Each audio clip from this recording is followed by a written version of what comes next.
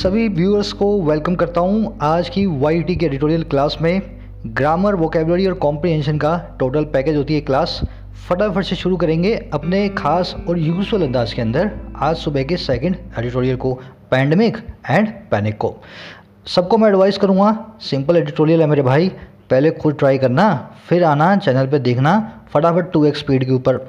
और grammar rules जो मैं बीच में डालूंगा उनको मिस मत करना, उनको थोड़ा आराम से देख लेना, टाइम भी सेव करें अपना और मैक्सिमम बेनिफिट उठाएं इस एडिटोरियल से, जो कि है बड़ा इजी पढ़ने के अंदर। कह रहा पैंडेमिक, महामारी, और दूसरी चीज़ क्या, पैनिक। पैनिक क्या होती है? हफरा तफड़ी बोलते हैं इसको हिंदी के अंदर।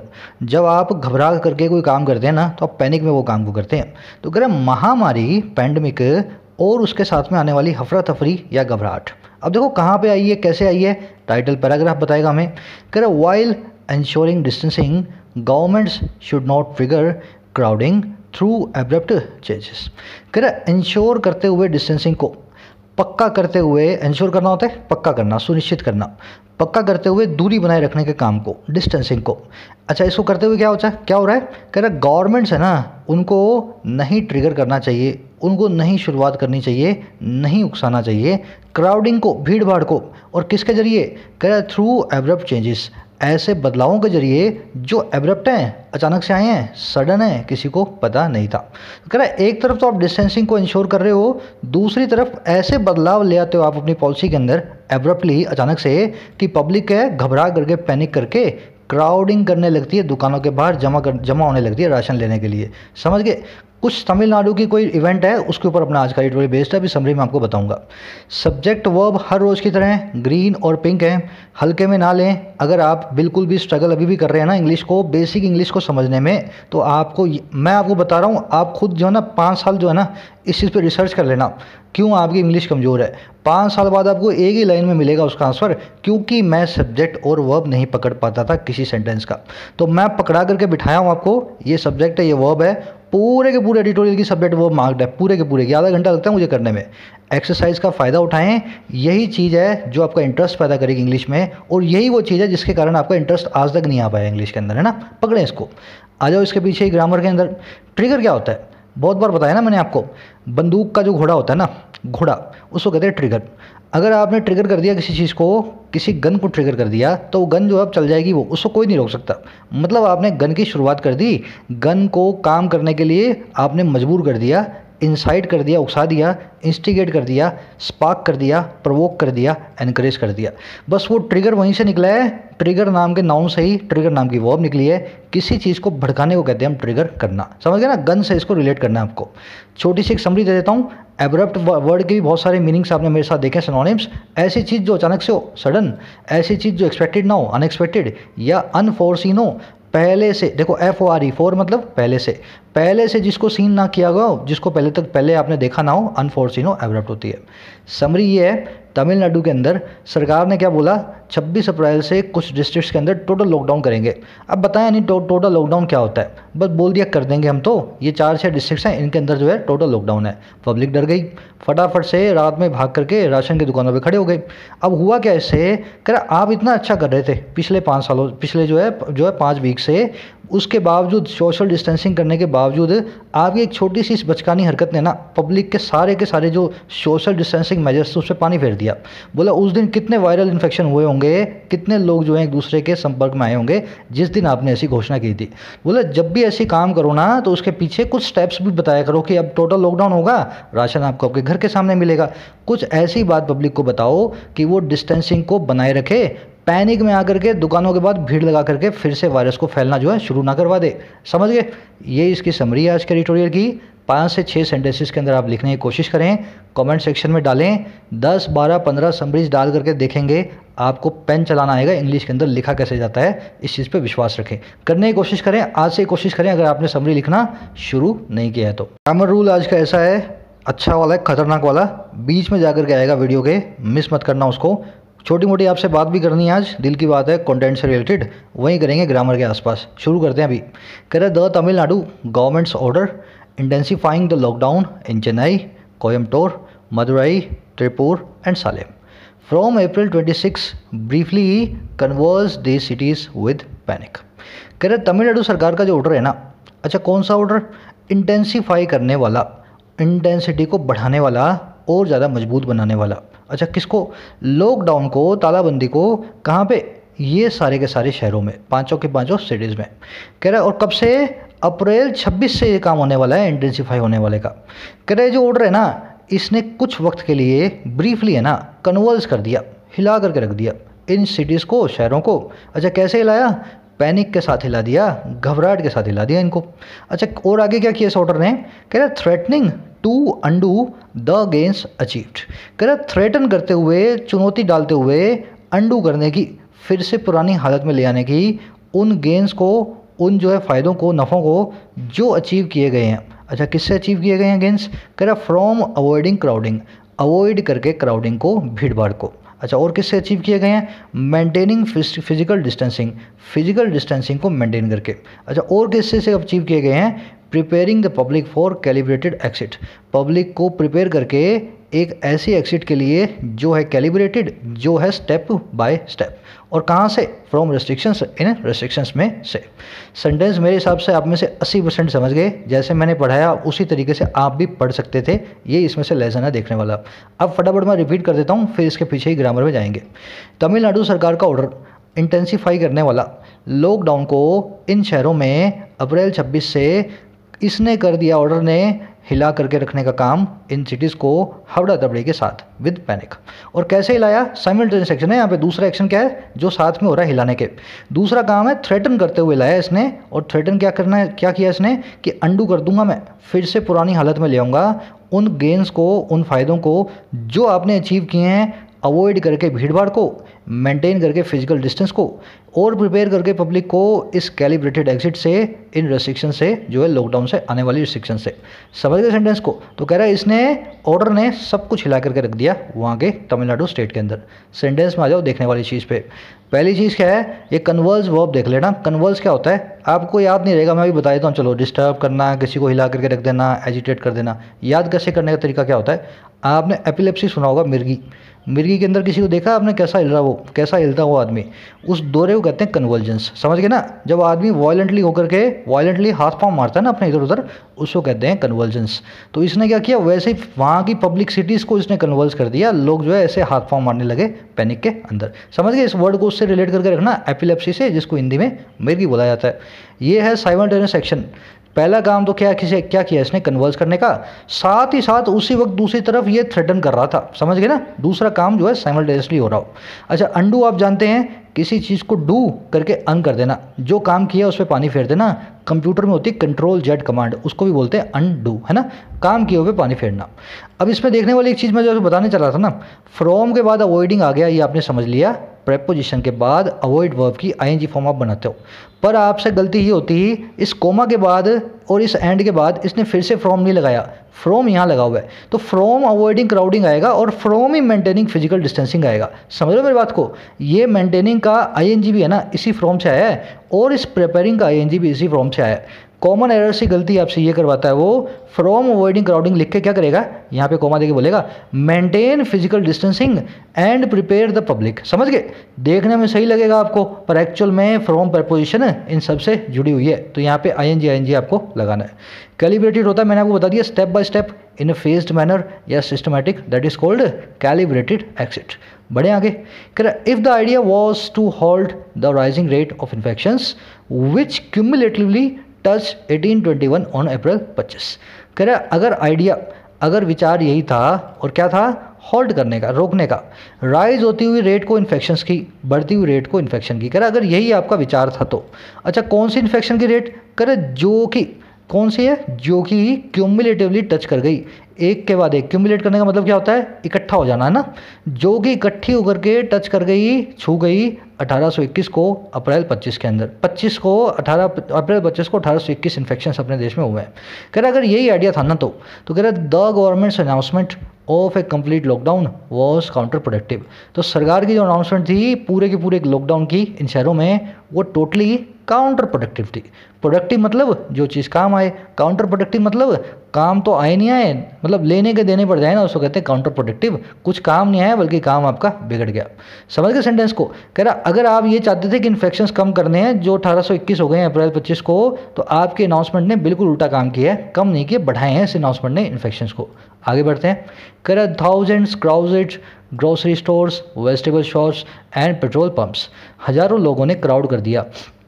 क्राउड करने का मतलब क्या है? इकट्ठे हो गए। अच्छा, कहाँ पे? ग्रोसरी स्टोर्स पे, वेजिटेबल स्टॉप्स पे और पेट्रोल पंप्स पे। और कह रहा है with many ignoring safety norms, और किसके साथ ही? बहुत लोगों के इग्नोर करने के सेफ्टी नॉर्म्स को, सुरक्षा की, हिफाजत की नियमों को। तो ऐसे लोगों ने क्राउड होकर के इस लॉकडाउन के जो है ना रिएक्शन दिया इसके सामने। ये क्राउड वर्ब है ना, ये तो आपने देख ली। क्राउड करने का मतलब क्या होता है? कहीं पे भीड़ भाड़ करना। यहाँ पे कंफ्यूज करने के लिए अभी मैंने वीडियो काट करके कॉन्सेप्ट लिख दिया है फटाफट से। कॉन्सेप्ट ये है, क्राउड की जगह कभी कभी वर्ड यूज़ करेगा थ्रॉन्ग। थ्रॉन्ग वैसे तो सिंपल सा वर्ड है, पर इसका एक हिडन मीनिंग है, गलत तरीके से यूज़ होता है, बहुत लोग करते हैं इसको। मैं आपको यूज़ करके दिखाता हूँ। अगर आप क्राउड की जगह थ्रॉन्ग लिखना चाहो तो सीधे सीधे लिख सकते हो people thronged the movie hall, या people thronged into the movie hall. दोनों बातें ठीक है। थ्रॉन्ग भी आ जाता है सीधे सीधे भी, थ्रॉन्ग के बाद में इनटू भी आ जाता है। थ्रॉन्ग का मतलब होता है किसी चीज़ को खचाखच भर देना। लोगों ने मूवी हॉल को खचाखच से भर दिया। समझ गए?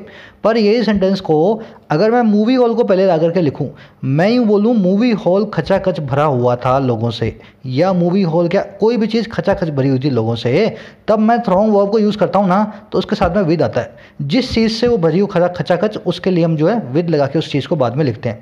The movie hall was thronged with people, या the movie hall was thronging with the people. समझ गए? जब जब कोई चीज़ जो खचाखच भरी हो, अगर आप उसको थ्रोंग से पहले ला करके लिखना चाह रहे हैं सेंटेंस को, थ्रोंग के बाद में विद हमेशा लगता है। बहुत ही बार पूछा गया क्वेश्चन है, मेरे को पर्सनली याद है, मेरा भी गलत हुआ था एक बार कहीं पे, तो तब से मैंने इसको बांध लिया, गांठ बांध ली इसकी मैंने, कि ये ऐसे ऐसे वर्ड को अपने को यूज़ करना होता है। ठीक है, लेसन इसी तरह से मिलते हैं आपको फेलियर से। फेलियर अगर आ रहा है कहीं पे, उसको नोट डाउन करें, साथ के साथ आपको हमेशा के लिए वो क्लियर हो। चलो आगे बढ़ते हैं। Just a minute. कह रहा anxiety over access to essential goods, particularly among those who do not store articles for long periods, triggered public buying। कह रहा एंग्जाइटी जो है ना, घबराहट जो है, पैनिक जो है, एंग्जाइटी का वही मतलब होता है ना, घबराहट। कह रहा और किस चीज़ के ऊपर? एक्सेस के ऊपर। और किसका एक्सेस? एसेंशियल गुड्स का, ज़रूरी चीज़ों का। अच्छा, पर्टिकुलरली अमंग, खास करके उन लोगों के बीच ये एंग्जाइटी, वो लोग दोस्त जो नहीं स्टोर करते हैं चीज़ों को, सामानों को, आर्टिकल्स को लंबे पीरियड्स के लिए, जो साल भर का राशन घर पे नहीं रखते हैं। कह रहे इस एंग्जाइटी ने ना ट्रिगर कर दिया, इसने जो है उकसा दिया पैनिक बाइंग को, हबड़ा तबड़ी में आकर के सामान की खरीद को। समझ गए ना? एंग्जाइटी ने पैनिक को, बाइंग को किया ट्रिगर। सब्जेक्ट एंग्जाइटी और वर्ब इसकी ट्रिगर। एक चीज़ मेरे को समझ में नहीं आती, कभी कभी आप लोग पूछते हो सर ये सेंटेंस में सब्जेक्ट वर्ब कौन है? पहले आइडेंटिफाई क्या करना है आपको? सब्जेक्ट तो एक से ज़्यादा भी हो सकते हैं। अब मैं आपको बोलूँ ये वर्ब है, आप बोलो नहीं नहीं सर ये वर्ब है। अरे यार ये भी वर्ब है, ये भी वर्ब है, ये इसकी वर्ब है, ये इसकी वर्ब है। सेंटेंस एक है, क्लोज दो हैं। दो सब्जेक्ट्स है तो दो क्लोज हैं, पर सेंटेंस है एक। तो ऐसा ना सोचें कभी कि सर सब्जेक्ट की वर्ब तो ये वाली थी, मेरे को तो ये वाली लग रही है। अरे यार वो किसी और क्लोज की वर्ब होगी, ये किसी और क्लोज की वर्ब है। एक सेंटेंस एक से ज़्यादा क्लोजेस रख सकता है। आगे बढ़ें। Correct, confusion also marked the issue of new passes for delivery agents in places such as Madurai attracting massive crowds. Correct, confusion ने भी मार्क किया। मार्क करने का मतलब क्या है? निशान देना, चिन्ह बनाना या साइन बनना। तो अगर कन्फ्यूजन भी साइन बनी, कन्फ्यूजन ने भी चिन्ह दिया, मार्क किया। और किसको? इश्यू को, नए पासिस के। और किन के लिए? डिलीवरी एजेंट्स के लिए, जो अपने घर आकर के डिलीवरी करती हैं चीज़ों को। और कहाँ पे? उन प्लेसेस पे। और कैसी प्लेस? जैसे कि मदुरई, ऐसा प्लेस है ना, जैसे कि मदुरई। और कैसे किया इसने मार्क? अट्रैक्ट करते हुए मैसिव क्राउड को, जो है अपनी तरफ लुभाते हुए बहुत बड़े जो है भीड़ों को। सेंटेंस का मतलब क्या है कहने का? जैसे ये पता लगा तो डिलीवरी एजेंट जो थे ना, ये इसके अमेजोन के, जोमेटो के, ये सब के सब भी नए पासेस के लिए मैसिव क्राउड करके प्रशासन के सामने खड़े हो गए। हमें नए वाले पास दोगे आप, क्योंकि लॉकडाउन तो आप जो है नया वाला आप 26 अप्रैल से लगा रहे हो। समझ गए सेंटेंस को? वर्ब ये वाली मार्क, कन्फ्यूजन इसका सब्जेक्ट। अट्रैक्टिंग यहाँ पे प्रेजेंट पार्टिसिपल है। कन्फ्यूजन ने एक तो मार्क किया, साइमल्टेनियसली दूसरा काम कन्फ्यूजन ने क्या किया? मैसिव क्राउड्स को अट्रैक्ट किया। बढ़े आगे। कह रहा such chaotic events are an invitation to disaster. कह रहा ऐसे जो इवेंट्स है ना, ऐसे जो घटनाएं हैं, फिनोमिना हैं, और कैसे केओटिक, फुल ऑफ केओस, अराजकता भरे, पूरी जो है ना एक तरफ जो है केओस वो होता है, मतलब अनार्की होती है ना एक तरह की, कोई ऑर्डर नहीं हो किसी प्रकार का। कह रहा ऐसे कानून बगैर के जो इवेंट्स है ना जिसमें लॉलेसनेस होती है वो एक इनविटेशन होते हैं डिजास्टर के लिए। और क्यों? कह रहा सिंस क्योंकि the virus is also highly contagious, ये वायरस भी है ना बहुत ही ज़्यादा हाईली कंटेजियस है, फैलने वाला है, जो है आगे से आगे जो स्प्रेड होता है। समझ गए? केओटिक वर्ड को नोट करें, चाओटिक बोलते हैं, चाओटिक ना बोलें इसको, केओटिक बोला जाता है। केओस का मतलब ये होता है अराजकता, हिंदी में बोलते हैं, जब कोई लॉ नहीं हो, कोई जो है कानून ना हो, लोग इधर उधर भाग दौड़ रहे हो केओस में। बढ़े आगे, कह रहा चीफ मिनिस्टर जिनका ये नाम है must worry that the government's commendable efforts to manage the pandemic while raising healthcare capacity during the lockdown have suffered a jolt। कह रहे जो मिनिस्टर साहब है ना, सीएम साहब, इनको भी वरी करना ही चाहिए, मस्ट वरी, जरूर इनको चिंता करनी चाहिए। अच्छा किस चीज़ की? दैट वो ये कि सरकारी जो एफर्ट्स थे, सरकार के जो है प्रयास थे, कोशिशें थी, और कौन सी कोशिशें? कमेंडेबल, जो कि कमेंड के लायक है, जो कि प्रशंसा के लायक है। तो कह रहे हैं उनको वरी होना चाहिए कि सरकार के प्रशंसा के लायक जो एफर्ट्स थे, और किस काम को? मैनेज करने के इस महामारी को, और कैसे? रेज करते हुए, ऊपर उठाते हुए हेल्थ केयर कैपेसिटी को इस लॉकडाउन के दौरान। कह रहे जो इसके काम थे ना, ये जो एफर्ट थे, ये हैव सफर्ड अ जॉल्ट, इन्होंने सफ़र किया है, सहा है एक जॉल्ट को, एक झटके को, एक शेकअप को, एक शॉक को। समझ गए? तो चीफ मिनिस्टर साहब को इस चीज़ की भी वरी करनी चाहिए, सारे के सारे अच्छे एफर्ट्स पे पानी फिर गया है, इन्होंने बहुत बड़ा झटका और एक जॉल्ट सहा है। यहाँ पे जो हैव देख रहे हो, ये मैं यहाँ पे मार्क करनी भूल गया, हैव जो है यहाँ पे हेल्पिंग वर्ब है, इस सफर्ड नाम के जो ना मेन वर्ब की जो है हेल्पिंग वर्ब बन के काम करिए प्रेजेंट परफेक्ट टेंस में। आगे बढ़ते हैं। तमिलनाडु's hard one gains from quarantine of travelers, systematic screening and monitoring of individuals at higher risk, contact tracing and community surveillance face an unexpected challenge। यहाँ पर पॉज करो वीडियो को, खुद बताओ मुझे सब्जेक्ट और वर्ब, ये सारा का सारा जो बीच में अदरक लहसन आई है, ये है क्या? सब्जेक्ट और वर्ब कहाँ फंसे हैं? आप अपने हिसाब से बताना, ये देख करके मत बोलना, एक बार पॉज करके देखो आप। चलो कोशिश करो हर सेंटेंस को, ऐसे बड़े बड़े जो खतरनाक सेंटेंस होते हैं पार्स करने की। सब्जेक्ट है ना इतना सा ये इसका गेंस, और वर्ब इसकी इतनी सी है। सेंटेंस को अगर मैं ऐसे लिखना चाहूँ तो यूँ भी लिख सकता हूँ, तमिलनाडु's hard one gains face N unexpected challenge. समझ गए ना? अब सर ये बीच में क्या है इतना सारा? ये कह रहे ये गेन्स आए कहाँ से है? फ्रॉम, यहाँ से आए हैं। कहाँ से? एक तो इस चीज़ से, ट्रैवलरों को पकड़ करके, क्वारंटीन करके, और किससे? सिस्टमेटिकली उनको स्क्रीन करके, और किसके? मॉनिटर करके उन इंडिविजुअल्स को जो हायर रिस्क पे हैं, जिनके जहाँ पे कोरोना फैलने का रिस्क ज़्यादा है। और कैसे? कॉन्टैक्टों की ट्रेसिंग करके, जिसको कोरोना हो गया उसके सब रिश्तेदारों को ट्रेस करके। और कैसे? कम्युनिटी की सर्वेलेंस करके, पूरी कम्युनिटी के ऊपर निगरानी करके।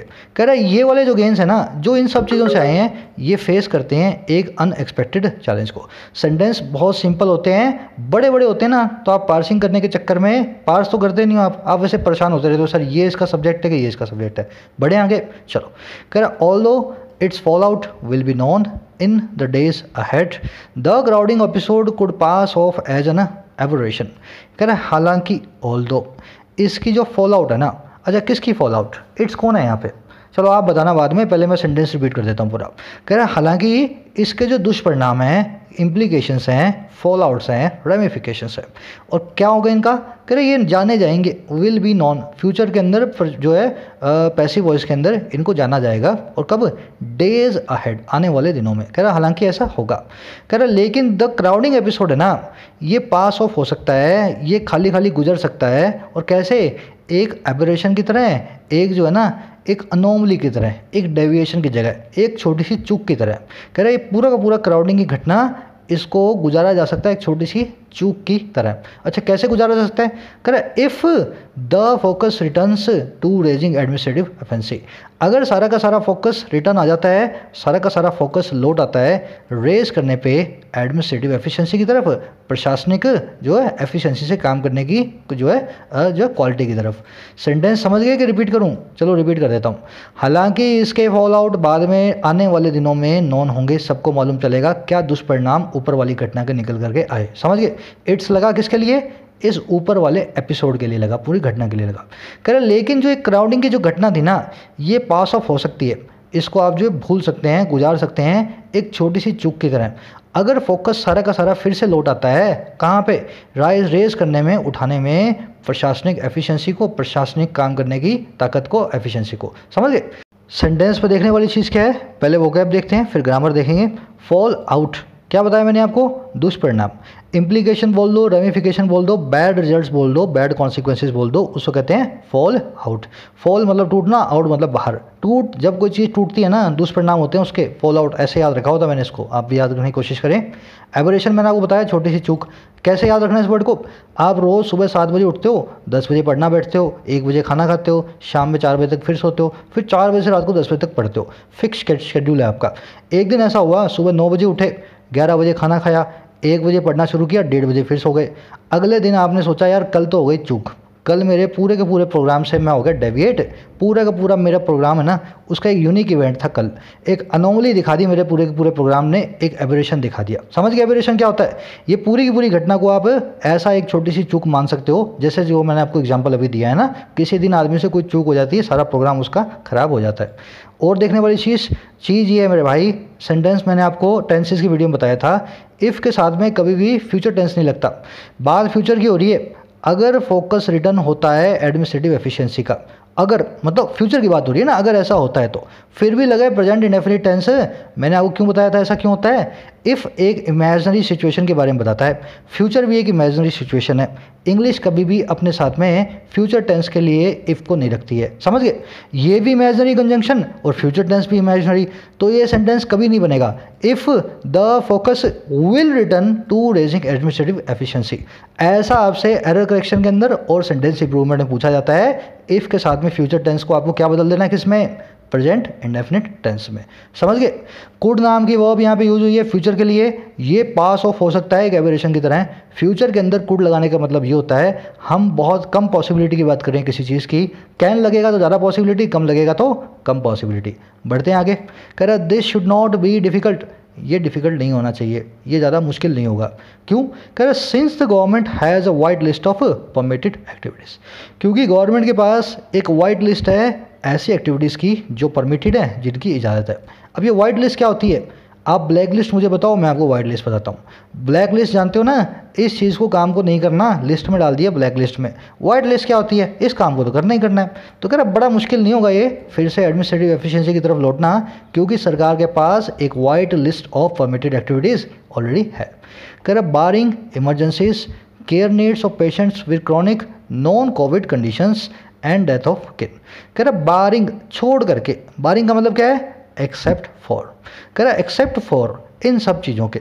अच्छा कौन कौन सी चीज़ें, एक तो इमरजेंसियाँ, दूसरा जो ज़रूरत की नीड्स हैं उन पेशेंट्स की जो लंबे समय से कोविड के अलावा दूसरी कंडीशन से सफ़र कर रहे हैं, उनकी जो केयर के नीड्स हैं। कह रहे इसको छोड़ के। अच्छा और किसको छोड़ के, डेथ ऑफ किन, आपके किसी पड़ोसी की, रिश्तेदार की डेथ के। कह रहा इन तीनों किस्सों को छोड़ दो, अगर बार कर दो तो कह रहा the average citizen can weather a lockdown reasonably well. जो एक आम आदमी है ना, एवरेज सिटीजन है, वो वेदर कर सकता है, सह सकता है इस लॉकडाउन को बड़े रीजनेबली वेल तरीके से।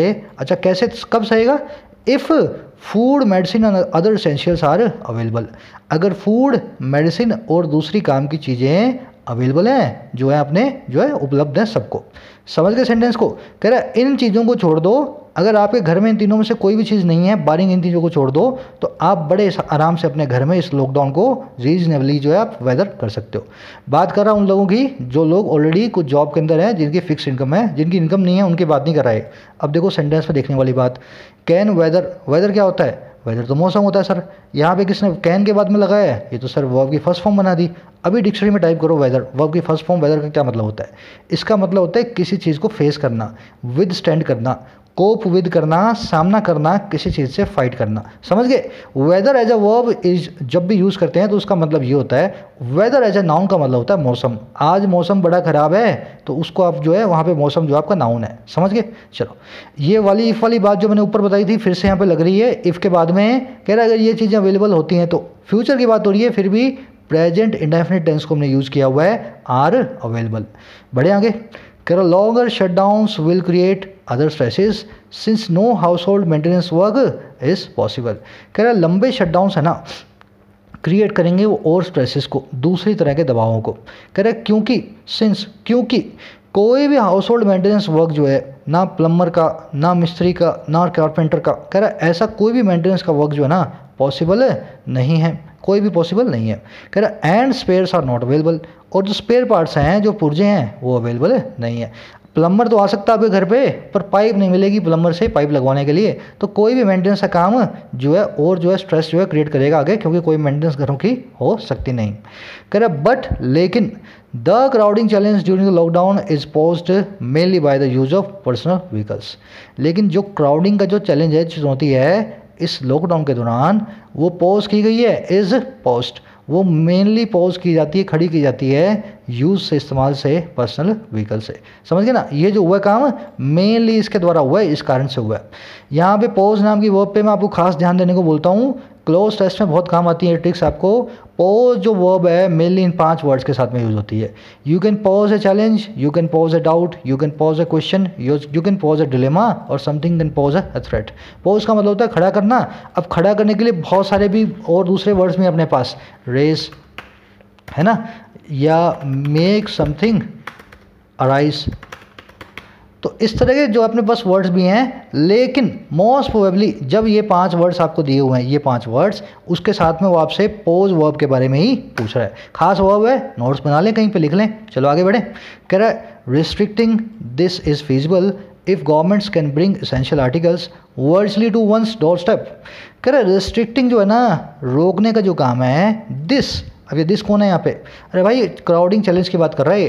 कह रहा रोकने का काम है ना जो इस क्राउडिंग को, वो फिजिबल है, वो बिल्कुल है ना, जो पॉसिबल है वो बिल्कुल अप्रोप्रिएट है, आप कर सकते हैं उसको।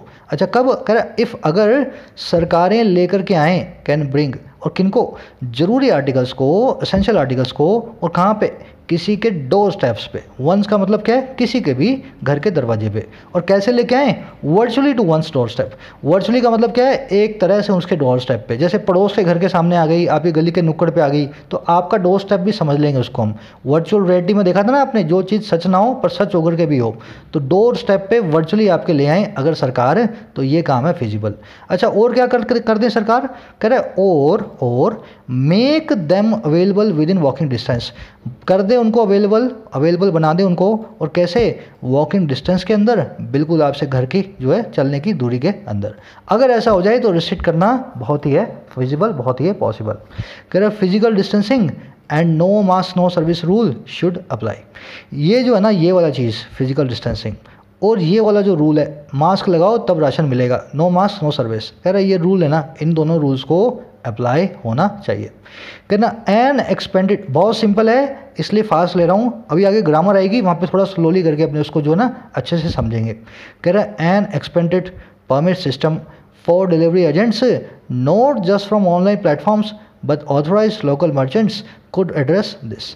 कह रहा है एक एक्सपेंड किया हुआ और बढ़ा हुआ, एक्सपेंड करने का मतलब क्या, आगे ज़्यादा फैला हुआ परमिट सिस्टम डिलीवरी एजेंट्स के लिए, जो आपके घर पे डिलीवरी देने आते हैं माल सामान की, ना महज ऑनलाइन प्लेटफॉर्म्स के बल्कि ऑथोराइज किए हुए लोकल मर्चेंट्स के, ऐसी दुकानों को जिनको ऑथोराइज सरकार ने किया। कह रहा है ऐसा जो एक्सपांडेड परमिट सिस्टम है ना, वो एड्रेस कर सकता है, संबोधित कर सकता है, सॉल्यूशन कर सकता है इस पूरी की पूरी चैलेंज को, समस्या को। Such an approach was envisaged even in the home ministry's lockdown order last month.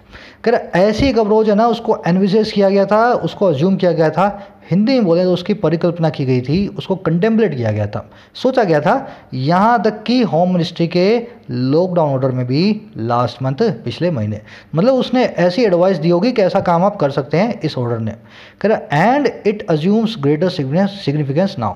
और अब ये जो चीज़ है ना, इट किसके लगा है, परमिट सिस्टम वाली बात के लिए। कह रहा है ये चीज़ अज्यूम करती है, ये चीज़ बन जाती है किस चीज़ की, ग्रेटर सिग्निफिकेंस की, बहुत ज़्यादा इंपॉर्टेंस की। अभी अज्यूम करने के दो मतलब होते हैं, किसी चीज़ के बारे में सोचना या किसी चार्ज, किसी रिस्पॉन्सिबिलिटी को ले लेना। ही अज्यूम चार्ज यस्टरडे, उसने कल जो है ड्यूटी का चार्ज ले लिया। और ही अज्यूम्स दिस, वो इस बारे में ऐसा सोचता है। समझ गए ना, अज्यूम वर्ड है, वर्ब है, दोनों काम करती है। तो कह रहा है ये वाली ऊपर वाली जो चीज़ है, अज्यूम कर लेती है, ये ले लेती है और ज़्यादा सिग्निफिकेंस को, अभी और ज़्यादा इंपॉर्टेंस को। यहाँ पे अज्यूम को सोचने से आप नहीं जोड़ सकते, अभी ये जो ऊपर वाली अप्रोच है ये सोच थोड़ा ना सकते हैं कुछ, अप्रोच को इंसान थोड़े ना, ये तो सिर्फ और सिर्फ ले सकती है इंपॉर्टेंस को, इसलिए मैंने इस वाले मीनिंग को इसको यूज़ किया। सिर्फ और सिर्फ ये चीज़ रीडिंग से आती है, इसकी कोई ट्रिक नहीं है। आप अगर रीडिंग करोगे तभी आप जानोगे, रीडिंग जरूर करें। Correct, creating scannable codes can help essential services, रुक जाओ, correct, creating scannable codes can help essential services function smoothly and enable easier policing.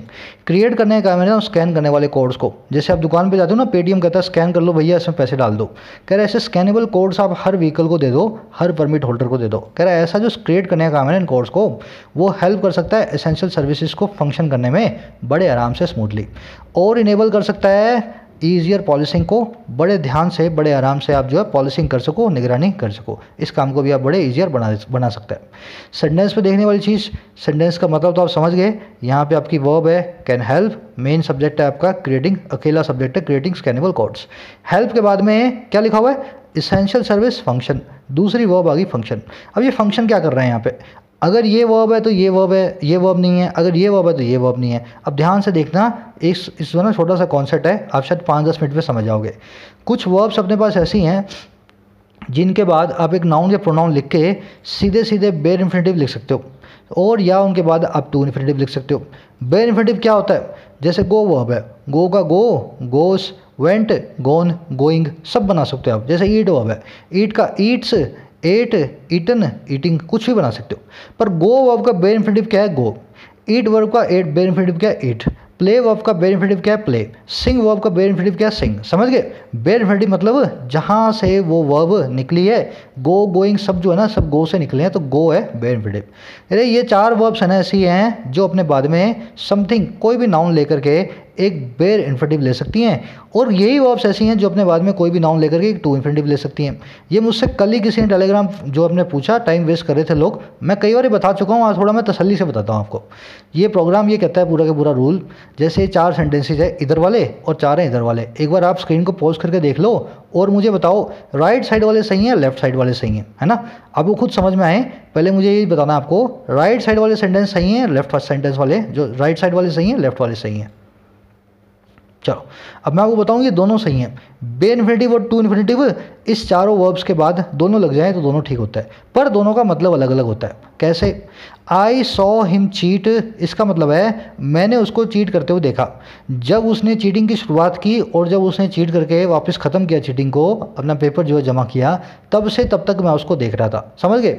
और आई सॉ हिम चीटिंग का मतलब क्या है, मैं अपना पेपर कर रहा था और वो चीटिंग कर रहा था, बीच में मैंने देखा तो वो चीटिंग कर रहा था, मैं फिर से अपना पेपर करने लगा।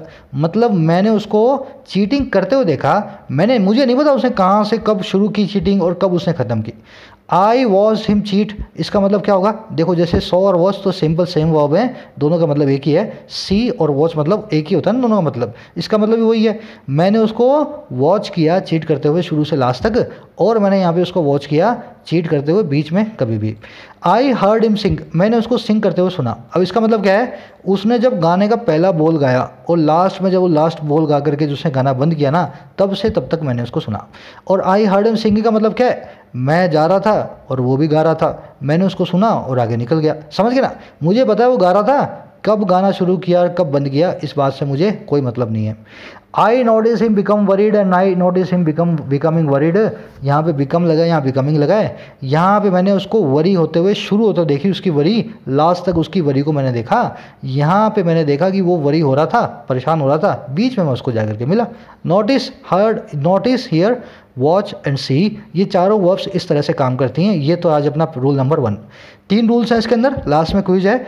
इन्हीं से तीनों रूल्स है ना एक दूसरे से इंटरकनेक्टेड है। चलो आगे बढ़ते हैं अब इसमें। इन 4 वर्ब्स को आप बेयर इन्फिनिटिव और टू इन्फिनिटिव तरह यूज़ करो, दोनों के डिफरेंस हो जाता है सेंटेंस के मीनिंग के अंदर। लेकिन ये 3 वर्ब्स है ना, ये सिर्फ और सिर्फ अपने बाद बेयर इन्फिनिटिव लेंगी, कभी भी टू इन्फिनिटिव नहीं लेंगी अपने बाद। ये 3 वर्ब्स हैं खास वर्ब, देखो कौन कौन सी, लेट, मेक और हेल्प। और तीनों का मतलब है ना बहुत अच्छा होता है, अगर आप देखोगे ध्यान से तो समझाऊंगा मैं आपको। दे लेट अस प्ले, उन्होंने हमें खेलने दिया। दे लेट अस सिंग, उन्होंने हमें गाने दिया। ले लेट अस स्टे, उन्होंने हमें रहने दिया। मतलब लेट के बाद में आपने समथिंग यहाँ पे अस लगाया और यहाँ पे लगा दिया बे इंफिनिटिव। इसका मतलब होगा परमिशन लेना, किसी को इजाज़त देना। यहाँ पे गलती ये करोगे आप, पेपर में आपको दे लेट अस टू प्ले लिख देगा, या ऐसे लिख देगा दे लेट अस प्लेइंग। ये काम हो जाएगा गलत।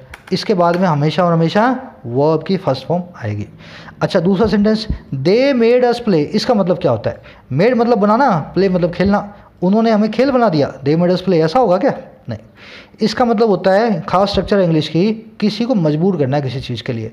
ही made me cry, they made us play, I made her sing, she made me dance. मैंने उसको रुलाया, उसने मुझे खिलाया, उसने मुझे उसको हंसाया, उसने उसको गाना गवाया। समझ गए ना? जब किसी आदमी से कोई काम आप करवाते हो ना, तब आप इस वर्ब को यूज़ करते हो। जैसे आपके टीचर ने आपको सजा दी, आपको भगाया, अब आप इसको इंग्लिश में कैसे बोलोगे? टीचर रैन मी, टीचर ने मुझे भगाया, ऐसे नहीं होगा। इसको ऐसे होगा, the teacher made me run, teacher ने मजबूर कर दिया मुझको भागने के लिए। दे मेड अस प्ले, उन्होंने मजबूर कर दिया हमको खेलने के लिए। समझ गए ना? चाहे प्यार से मजबूर करो, ब्लैकमेल करके मजबूर करो, ज़बरदस्ती मजबूर करो, पर मजबूरी के लिए हम मेड प्लस में कोई नाउन या प्रोनाउन प्लस में वर्ब का बेयर इंफिनिटिव लगाते हैं। तो ये देखो, ये बेयर इंफिनिटिव से ही चल रही हैं सारे के सारे जो है ना अपने रूल्स। मेक वर्ब का और लेट वर्ब का ये मीनिंग होता है जब जब वो बेयर इंफिनिटिव के साथ आती है। अब बची कौन सी? Help verb. ये अलग स्पेशल केस है, खतरनाक वर्ब है ये क्या कहती है? चाहे तो इसके बाद आप बेयर इंफिनिटिव लगा दो, चाहे इसके बाद टू इंफिनिटिव लगा दो, चाहे बेयर इंफिनिटिव चाहे टू इंफिनिटिव, दोनों का मतलब एक ही है। They helped us play and they helped us to play, दोनों बातों का मतलब एक ही है। इवन यहाँ तक कि इसको ऐसे भी लिखा सकता है, they helped us in playing, इसको इस तरीके से भी लिखा जा सकता है। अब इसमें एक चीज़ और नहीं क्या है, अगर आप ये वाली स्ट्रक्चर याद कर लो ना, कुड नॉट हेल्प प्लस में जेरेंट, तो इसका मतलब कुछ और होता है। जैसे they could not help laughing का मतलब क्या है? कभी कभी आप सुनते हो ना, यार वो अपनी हंसी रोक नहीं पाया, अब उसको कैसे बोलोगे? He could not stop his smile या he could not stop his laugh. उसको इंग्लिश में ऐसे नहीं लिखते, उसको ऐसे लिखते हैं दे या he could not help laughing, वो अपना हंसना रोक नहीं पाया। They could not help crying, वो अपने आंसुओं को रोक नहीं पाए। जब भी किसी काम को आप करने से अपने आप को नहीं रोक पाओ, या कोई भी आदमी किसी काम को करने से खुद को नहीं रोक पाए, उसके लिए अपने क्या यूज़ करते हैं? कुड नॉट या कैन नॉट हेल्प प्लस में वर्ब की आईएनजी फॉर्म। तो ये देखो, हेल्प जो है अपने बाद में एक जेरेंट भी लेता है, पर उसका मतलब बिल्कुल अलग है। उसका इस हेल्प से, इस जो है सहायता करने से कोई मतलब नहीं है। मैं कॉन्सेप्ट पे कॉन्सेप्ट की लेयर चढ़ा रहा हूँ आपके ऊपर। ये 4-6 वर्ब्स हैं जो अलग अलग तरीके से बिहेव करती हैं, इतना ही कॉन्सेप्ट है ये। अब बची लास्ट के अंदर, ये तीनों आपने कॉन्सेप्ट मेरे साथ सीख लिए। लास्ट में क्विज, ये पूरी सी छोटी सी मैंने स्टोरी बनाई है। एक डिटेक्टिव ने कॉन्विक्ट को पकड़ रखा है, उससे वो इंटरोगेशन कर रहा है, उसको मार रहा है, पीट रहा है। कॉन्विक्ट उसको कभी झूठ बोलता है, कभी सच बोलता है। अब इसके अंदर ये ऊपर वाला कॉन्सेप्ट पूरा का पूरा अप्लाई होगा। जहाँ जहाँ मैंने ब्लैंक दिया, उसके बाद 2 ऑप्शन है आपके पास, या तो आपको पेयर इंफिनिटिव लेना है, या जेरेंट लेना है, या कहीं पे आपको लेना है टू इंफिनिटिव। देख लेना अपने हिसाब से, जो सही हो गलत हो मुझे बताओ, डाल दो कमेंट सेक्शन में, कर दूंगा सही जैसा गलत होगा। पर ये कॉन्सेप्ट ऐसा कॉन्सेप्ट है, अगर आपने इसको एक बार सीख लिया, ये सारी वर्ब्स है ना, इस पर इतने क्वेश्चन बनते हैं, इतने टुच्चे क्वेश्चन हैं और बार बार बनते हैं। एक बार सीखो और इस तरीके से सीखो, इन वर्ब्स के ऊपर आपसे कोई भी जो है ना ज़िंदगी में कभी सवाल ना कर पाए। बढ़े आगे। दिल की बात ये कहनी थी आपसे, जैसे मैंने आपको ये भी बताया पूरा का पूरा, ये वाला जो है कॉन्सेप्ट होगा क्या, कुछ लोग इसको नोट करेंगे, कुछ लोग इसको नोट नहीं करेंगे। जो लोग नोट करेंगे वो तो समझ जाएंगे, जो लोग नोट नहीं करेंगे उनमें से कुछ लोग भूल जाएंगे। अब होगा क्या, ये मैं रोज़ रोज़ तो ये काम कर नहीं सकता।